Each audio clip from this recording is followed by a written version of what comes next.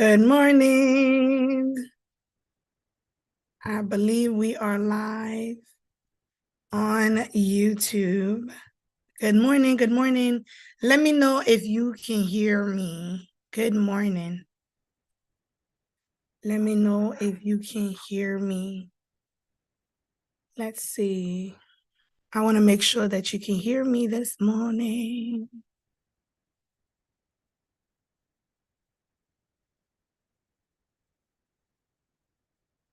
Can you hear me?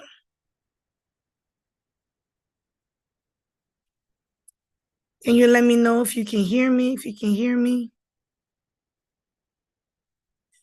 Yep, you can, because I could hear myself. Okay. All right. So let me fix this camera a little bit. Alrighty. Good morning. Happy weekend. I hope you enjoyed your weekend. I hope you had an opportunity to hang out with family, with friends, that you took good care of yourself over the weekend. You didn't get too busy. You rested. I needed rest this weekend. So I had a day where I slept. I slept like 8 o'clock. And so I hope you did the same. I'm excited I got a new gadget. I got a new microphone. I hope that you can hear me better. I hope that this is amazing and you can hear me. So today I want to talk about problems in marriage. In fact, this whole week, we're going to be talking about issues that we face in marriage. That's what we'll be talking about this whole week. All right. So today we'll talk about transparency. All right. Transparency is crucial in marriage, it's a must. All right. So transparency is the very foundation of trust, of intimacy. If you want to be more intimate with your spouse, oh, great. Thank you so much. Thank you so much that you can hear me. I appreciate that. Because sometimes I go back and listen to myself. I'm like, I don't know what word that was. So I'm praying that this mic is able to pick up everything good and makes things very clear. So transparency is the very foundation of trust, of intimacy. Basically, it requires you to be open, honest with your spouse about what you're thinking, about what you're feeling, about what you're experiencing within the marriage. Even the things that are difficult, transparency requires you to be open about those things. Basically, when you're transparent, you're being vulnerable with your spouse. You're showing them your flaws, your imperfections. You understand that there is love and there is love unconditionally, and you want to let your spouse know who you are, what you're thinking, what you're aspiring to become, et cetera, et cetera. Most marriages lack transparency. Most marriages struggle with transparency. And I believe the lack of transparency is due to their inability to trust. As we talked about, a lot of people have experienced abandonment issues. They've been abused, they've been neglected. Things have happened to them when they were younger. So a lot of people don't know how to trust because of what they've been through. So you don't want to be that spouse that keeps things away from your spouse because you lack trust. Some people have a huge issue with their personal space, because their personal space was violated when they were younger. So they're very reluctant to open up, very reluctant to be free, to be honest with their spouse, because they don't want to be put down. They don't want to be ignored. They don't want you to judge them. All right. So, but transparency is crucial. I teach about the 3 tenets of marriage. The Lord told me love, intimacy, and transparency are the keys to marriage. And the transparency piece speaks to a lot of things, which I described. But transparency speaks to your communication. So a lot of people struggle with communication because they're not transparent. They're not realistic. They're fake to one another. It speaks to your level of joy and happiness in your marriage. Transparency does that. It also speaks to trust. If you don't trust your spouse, there's no marriage, really. You're making do, but if you have any inclination that I don't trust my spouse, understand that the marriage will be challenged. Excuse me, the marriage will be challenged. It's crucial that you trust your spouse. So today, I'm going to give it to you quickly. 10, 15 minutes, we're out of here. I want us to talk about some of the things that show that we're not being transparent. I'm going to start with the top thing, which is cell phones. Yeah, we're going to start with cell phones, okay? If you have anything that you've thought about in your marriage, you're like, this is not transparency, please type it. Ask me. You can put in a comment something you want me to talk about, and I will talk about it as I'm talking the next 10, 15 minutes. See, the thing about cell phones is people have different ideas about, oh, you can't touch my cell phone. You can't touch my cell phone. This is my privacy. This is my this, and this is my that. When you get married, privacy goes outside the window. Do you understand? When you get married, privacy goes outside the window.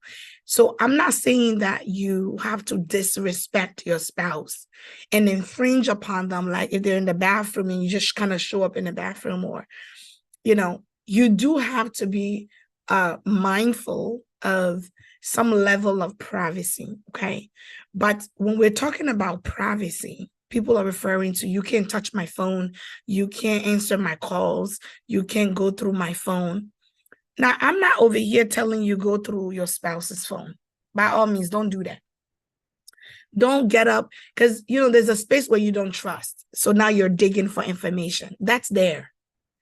Okay, but I'm talking about maybe it's innocently, the phone is by you, there's a call. So you pick up the call and you want to give it to your spouse and they're like, well, don't touch my phone. Or they're hiding something. Most of the times, the reason people don't want you to touch their phone is because they're hiding something. If your spouse cannot hold on to your phone, there's something you're doing that you're not supposed to do. And many will respond and say, but I'm not doing anything. I just want my privacy. When you are married, there's really no such thing as privacy. What do you want to keep private? Think about it. Your body is the most private thing you can ever experience. Like, your body is private. You give your body. So that's the way I see it. So when people talk about, I have to put my money here, their money there, we're not going to share money, I'm like, I don't get it. You give the most intimate, the most important part of you is your body. You're giving of your body, but you can't give of your money. I'm confused about that. So let's be real. The things that are outside of us, they're not as important as us ourselves. If I'm giving my body, everything is a go. What is a phone compared to your body? You can come and see all of me, but I can't see the phone? No. So we got to be realistic. We got to be realistic. Look at our marriage and say, okay, do I trust this individual I'm with? Because a lot of times it speaks to the lack of trust. We don't trust the person we're with. A lot of times we don't trust them. And because we don't trust them, we go digging. So that's there. There's a place for that. There's also a place where you as the spouse have to understand that within this relationship, there are no secrets. Transparency speaks to that you don't need to be secretive. You don't need to hide your money. You don't need to hide your plans. Oh, I want to start a business, but I'm not telling my spouse. But who are you telling? Anytime you tell something to a friend that you can't tell your spouse, you're choosing the friend over your spouse. Anytime you reveal something to a friend, especially a member of the opposite sex, but you can't reveal to your spouse, you're choosing that person over your spouse. Anytime you tell other family members about something and you can't tell your spouse, you're choosing the family member above your spouse. So you got to choose.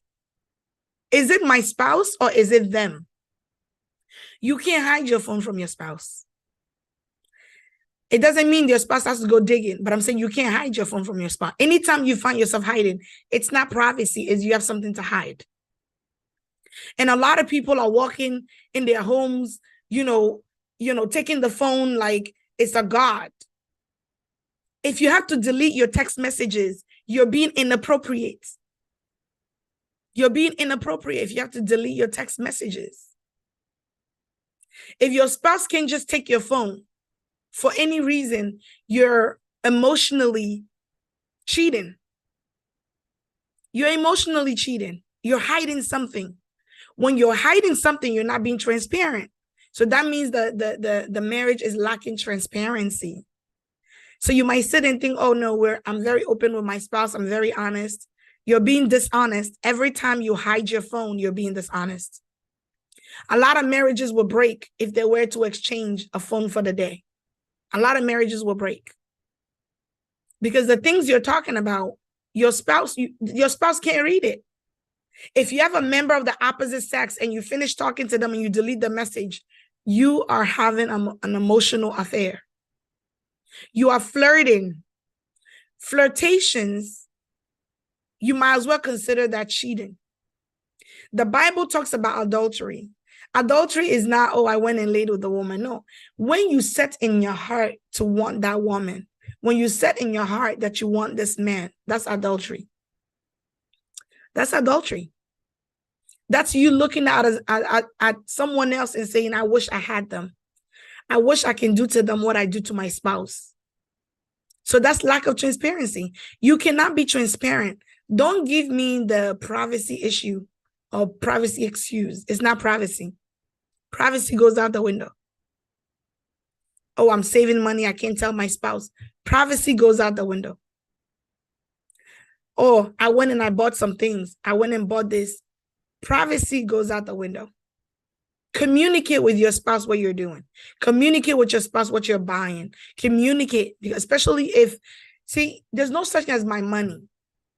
Your money is their money. It is. So I bought something, I bought myself a gift, it doesn't make sense. You can't buy yourself a gift. The money belongs to both of you. You're building a legacy. And if you don't think your money is for both of you, then you've got a problem. There are many behaviors in marriages that we've gotten used to that are very inappropriate. So I'm here, like I said, to disrupt the agenda and disrupt every little thing that is causing the enemy to have a footing in your marriage. And because you're hiding, listen, the member of the opposite sex can text you their naked pictures. Their naked pictures. Because they know you won't show your wife. They know your wife can't have your phone. They know your husband can't have your phone, so they can send you a picture of their. That's even disrespectful. When you disrespect your spouse, you're not transparent. It's not about being honest when your spouse is there. It's about being truthful and honest behind your spouse. Because remember, the marriage is between you, God, and your spouse.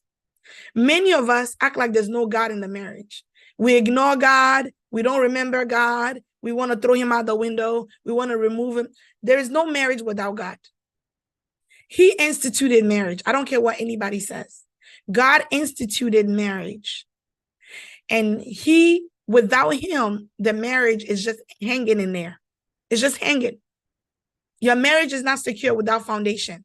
Marriage is a covenant. This morning, as I was preparing, I heard clearly in my spirit, emphasize that marriage is a covenant. Emphasize that marriage is a covenant. I think many of us are so focused on, our love and our feelings that we think marriage is about feelings. Throw out your feelings in your marriage. There's no such thing. The feelings are insignificant. Feelings don't matter. They don't matter. They matter so far as, let me tell you how I feel so we can work on it. But when I say feelings are insignificant, that means we can't make decisions based on your feelings. So today I'm emphasizing that marriage is a covenant. And a covenant requires blood sacrifice. It's not your blood that was shed. It's God's blood. through Jesus Christ. God himself is the very cornerstone of that marriage, because Jesus came and died, and he shed his blood for you and I, knowing the issues we will encounter in our marriage, knowing the problems we'll encounter in our marriage. So when you remove Christ from the marriage, you have no marriage. So you'll be doing it by yourself. Remember, marriage requires your flesh to die, that you are no longer feelings. You are not offended. You're not this, you're not, but you can't do it by yourself. But through Christ, it says that they that are of Christ do mortify their bodies, their self, their flesh. They're mortified. That means you kill the flesh with everything, your desires, your, what you want, your needs, you kill everything. You crucify the flesh. So we get baptized, we die with Christ, and we raise again. We rise. And when you wake up, when you rise from that crucifixion of your sin, of your feelings, of your whatever, you enter into a covenant with Christ, with God. And that covenant will speak for you. So if you're covenanted and you're in a marriage, marriage is a covenant and God is there. Now, if you marry somebody that's unequally yoked, it doesn't negate marriage from being a covenant. It's still a covenant, but a covenant that you may not recognize. So in other words, there may be altars that are speaking against you. You not knowing about the altars, like somebody went and, said, oh, my children will be this, and then gave you to like a sea or gave you to a god somewhere. You are not there. You're not aware of it, but the covenant is still speaking, because covenant requires sacrifice. So far as somebody lays down something is a covenant. And that is why your marriage is always attacked, because your marriage is, after the covenant we have with God, the next thing is marriage. Do you understand? So the covenants that people enter into is the covenant with, the charlatans, and covenants with like juju men and those kind of covenants. Does that make sense? So the next best thing after God and us is marriage. So marriage is one of the strongest covenants. So when your marriage is good, when your marriage is godly, you stand, everything functions around you. You are able to rule and reign and do more. So when two agree together, anytime two, that is why when you pray, the Bible says, where two or three are gathered in my name. Anytime the name of Jesus is there, there is a covenant. He is there. God shows up when there's a covenant. So in your marriage, the marriage is a covenant, whether you acknowledge it or not. But when you allow God to show up, that's where the miracle happens. Marriage is meant to be a miracle. But the miracle, we don't experience the miracle of marriage because we're busy being, you're busy not being transparent. We're busy lying. You see, that is why lies can perpetrate. Do you think if your spouse had access to your phone, you'll be able to cheat the way you cheat? Absolutely not. So the enemy is cunning. The enemy is smart. So the enemy comes in and tells you about privacy, and you believe in this privacy. And you get so focused on the privacy that all of a sudden somebody sends you a naked picture and it's okay. Because it's your privacy. It's your privacy. The enemy is cunning. He will come with little tactics, little things to make you feel like it's about you. It's not about your spouse. Marriage is not about you. It's about your spouse. And it's about what God wants to do. It's about the covenant. Marriage is not about you. So people make it about themselves. Oh, I don't like how you made me feel. I'm walking out. I don't like this. I'm doing that. No, it's not about you. What happened to the children? And many are so immature. And they make decisions that impact the children. They make decisions like, oh, I'm telling you to do it, you're not doing it. And then, no, it's not about you.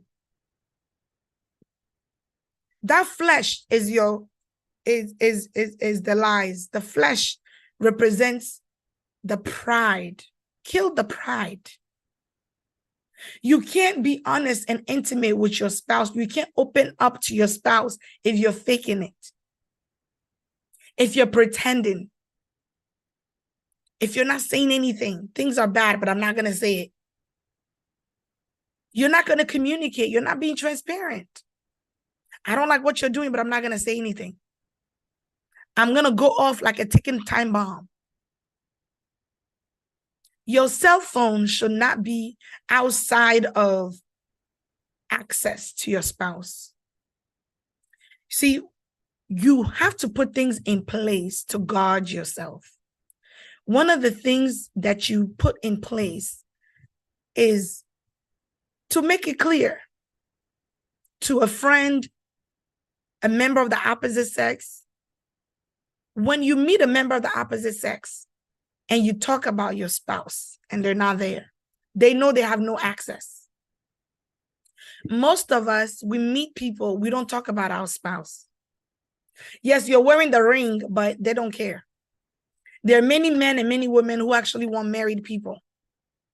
Yesterday, I was talking to a friend and I said, do you know how low somebody has to stoop to say, yeah, you're married, but I want you? That is somebody with no self-esteem, somebody with issues, somebody with abandonment, somebody with, like, you can't build a life with somebody who says, I still want you, even though you belong to somebody else. That's not somebody that's there to help you. You can cheat with the person. And if you make a mistake and leave your spouse to go for that person, you're in big trouble. That person cannot build a life with you. No, that's not somebody that can build a life with you. I mean, let's all be honest. Like, somebody who is like, let me take something that belongs to somebody. Let me steal. A thief, you can't build a life with a thief. You just can't. A thief is always a thief. You can't build a life with a thief. Somebody who says, yeah, I know, I'm going to break up your family. That's somebody you want raising your children? No, they can't raise your children. They're morally corrupt. You know, it's so beyond me. Like, when I talk to women, you know, I was talking to this lady some years back, and she shared with me how her babysitter ended up with her husband. And I thought to myself, I don't know, like, I was flabbergasted because I'm like, he left you for the babysitter? Like, that babysitter cannot raise your children. Do you understand what I'm saying? Like, that person cannot raise your children. You want a person that will raise your children to be morally good, morally intact. Someone who will break up, shed tears to your children so that they can have you to themselves. That is not a woman that can raise your children. That is not a man that can raise your children. So it's very basic. I mean, we get focused on how I feel. They make me feel good. Your feelings don't matter. You didn't get married for feelings. That is why your flesh must die. Marriage requires you to kill that flesh, to lay down your desires. You don't go invent. I talked about this weeks ago when I talked about the doors we open. Some of the doors is you want to go tell a member of the opposite sex how your husband is. Why would you go talk about your husband to a guy who clearly likes you? I set those boundaries very clearly. I mentioned that I have a lot of guy friends, not actively engaged with those guy friends. But I don't make that mistake and go say what's going on with my spouse. Because when you do that, you open the door. You open the door. You give access. And that access is what people pry on. They take advantage of the access. Oh, she's telling me about her sex life. She wants me to talk to her about sex. You broke the boundary. Your sex life is something you share with your spouse. You don't tell your girlfriend. You don't tell your guy friends. Good, bad, or indifferent. You don't share with someone. The only person you can talk to is a mentor, a counselor, or maybe your doctor if you're experiencing some sexual issues, sexual dysfunction. Then you speak to those that can help you. We don't talk to people that can't help us. We don't let family members know about certain things. They can't help us. So today is transparency. We're talking about all marital issues. If you haven't clicked the notification, look on there. There is a notification button. Has everybody clicked on the notification button? When I go live, you'll be notified right on your cell phone. I know sometimes it goes to your email, but you can click on the notification button, subscribe, and be notified so that when I go live, you receive the notification. So I'm done. I'm done for today. The issue we talked about was transparency. Many of you are not transparent in your marriage. When you hide your cell phone, you have something to hide. It's not privacy, it's hiding. It's not privacy, it's lying. This is how you can commit adultery, because that person who is sending you their naked pictures, they know your spouse has no access to the phone. They know you can take them out to go eat. You can wine and dine because they know you're hiding your money from your spouse. You can have a whole business your spouse doesn't know. There are people building in Africa, building back home, and their spouse don't know that they are building. What kind of secret is that? You send money to people and people don't know you're sending money back home. No, don't do it. If the marriage is a marriage that you want for good, if this is not a marriage you're just testing out, and this is a marriage you consider a marriage, like I'm married for good, then you need to really reconsider all of the habits you've built that are not good. Your covenant is with your spouse. It's not with your friend at work. Your covenant is with your spouse. It's not with your family. So I will come here and I'll talk about in-laws. I don't know if it'll be tomorrow or whatever, but I'll be talking about in-laws. All the problems in marriage, I'll be talking about them. So today we talked about cell phones, just transparency, being honest. When you feel something, let your spouse know, this is how I feel. But don't give them the silent treatment, go around slamming doors. Are you okay? I'm fine. I'm fine. And then you're slamming doors all over. Are you okay? I'm fine. Then you're throwing things. The silent treatment is you being dishonest. Express yourself, communicate effectively. When you say, I'm not going to say anything, you're not going to say anything is going to cause you to become resentful.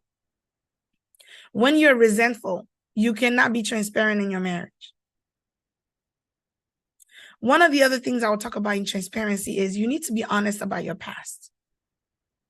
A lot of times your past is the past, yes.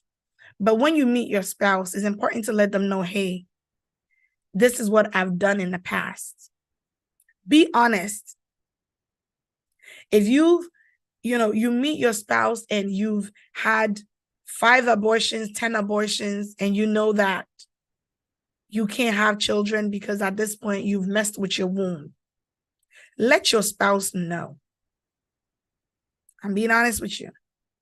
God can do everything. He can change things. He can heal you. He can let your spouse know that based on how many abortions I've had, I may not be able to have children.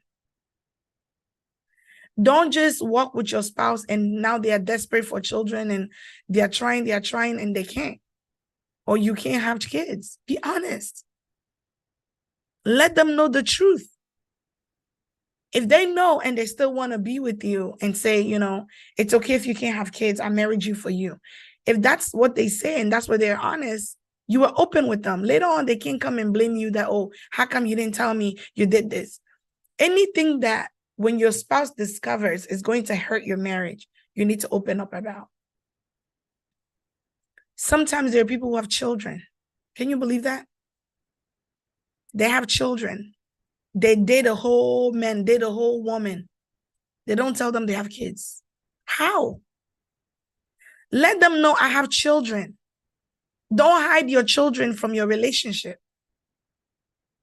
If it's a relationship that's going to turn into marriage, or you're married now, but you have somebody living with you and they think it's your sister or your cousin, tell them that this is my child. You'll be surprised what people lie about. Seriously. Don't lie about things like that. Anything that can break your marriage, don't lie about it. Your cell phone can break your marriage. Don't lie about it. Don't go digging and stuff. You know, the whole digging thing is like, I don't trust you.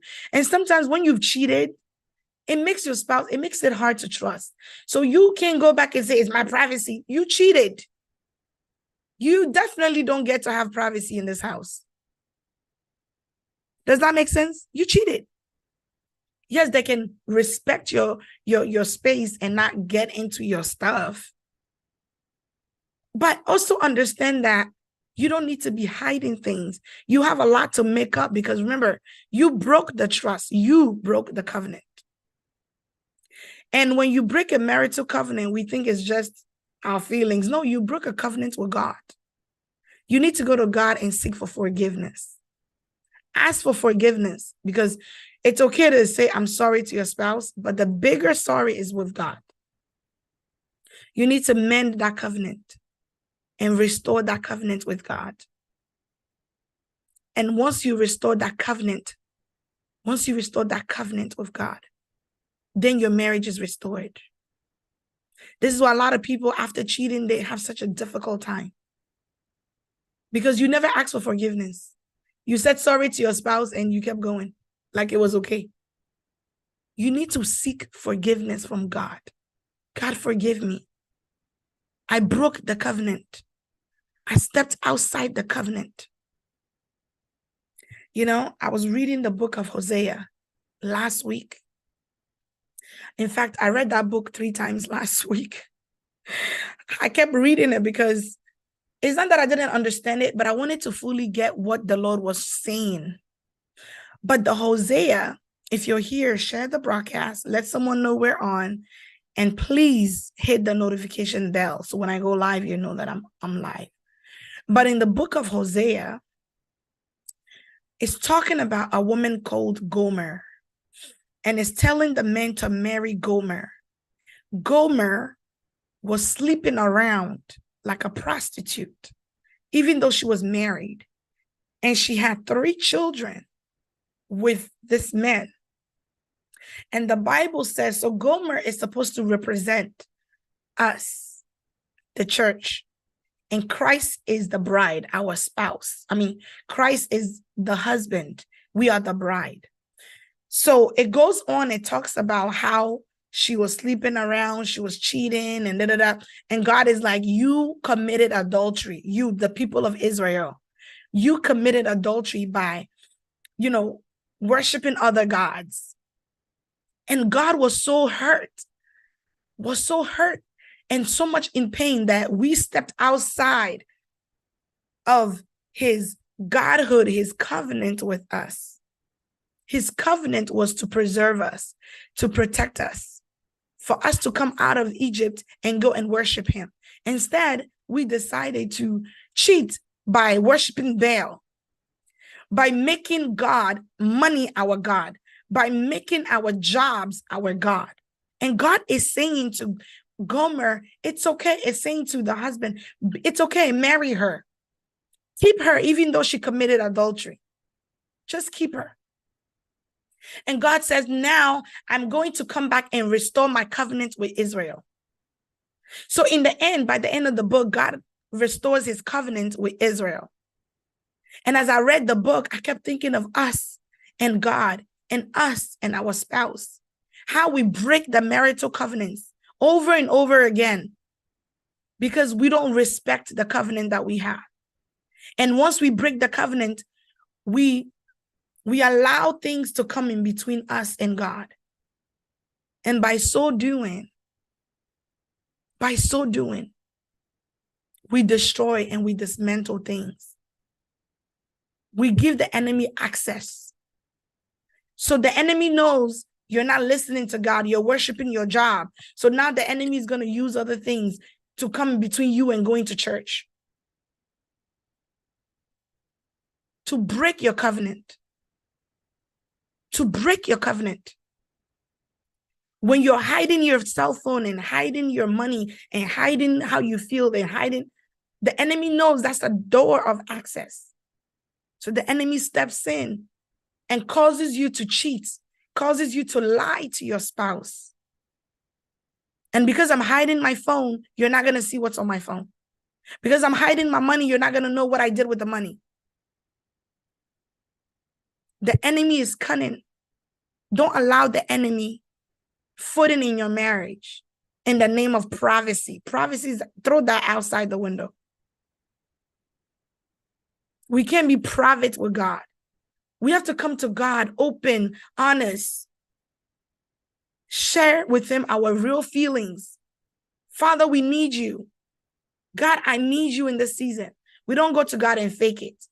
How can you be intimate with God if you're faking it with him? How can you be intimate with your spouse if you're faking it?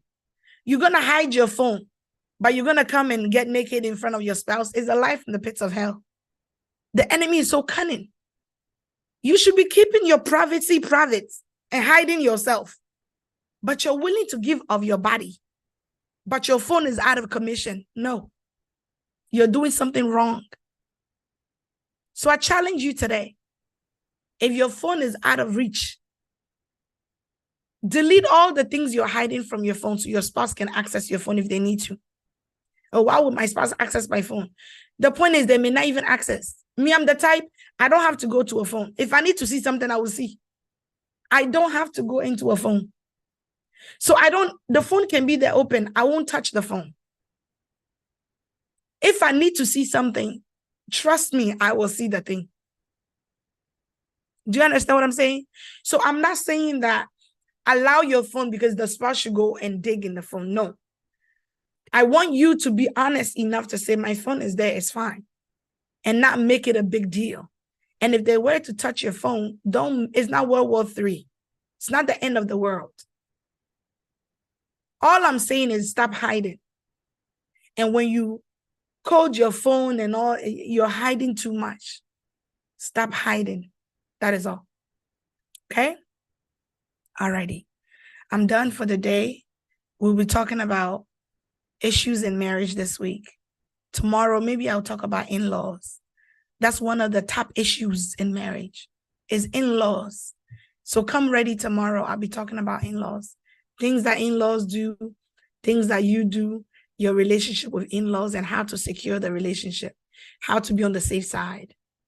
Okay? Tomorrow. Thank you. Share the broadcast. Let someone know that we came on, and have an amazing day. Take care.